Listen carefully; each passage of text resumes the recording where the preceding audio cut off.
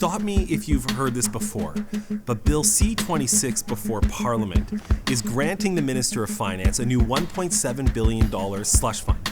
There are zero metrics for how the money is going to be spent. It only indicates that it's going to be for housing. Forgive me if I'm skeptical.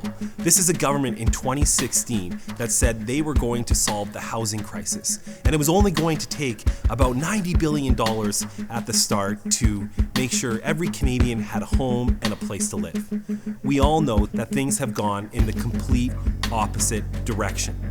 But not only that, how is it okay for the government to give themselves a blank check of $1.7 billion to spend however they feel fit without any guardrails or indicators for economic financial transparency?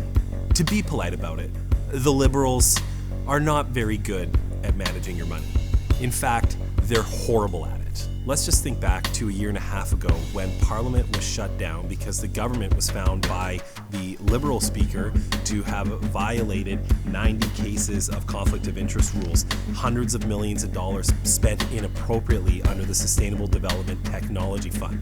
This wasn't even supposed to be a slush fund, but the government treated it as one. Now we have a case where they're not even trying to apply any conflict of interest laws or general measurements of accountability. They're just writing themselves a check. Well, here's another great example. In 2017, the government launched the Canada Infrastructure Bank.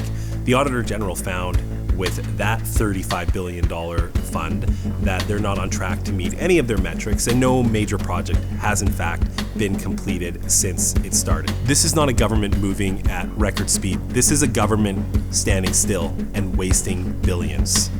Now, here's a third example close to my heart, the EV policy of the Government of Canada.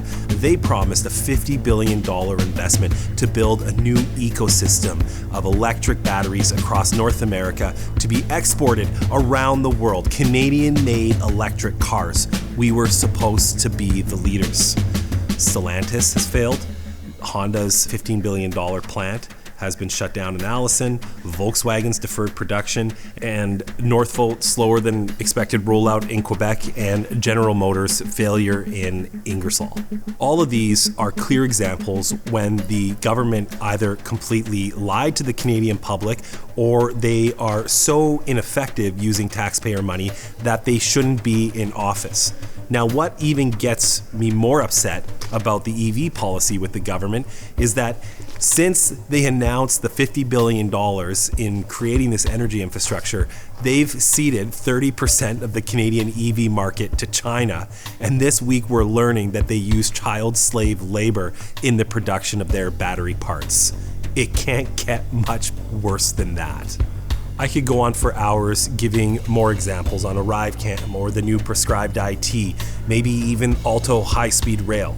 But forgive me for being skeptical, but when the government asked for $1.7 billion more in additional funding that wasn't in the budget to spend however he pleases, I don't believe that's a good use of your taxpayer money.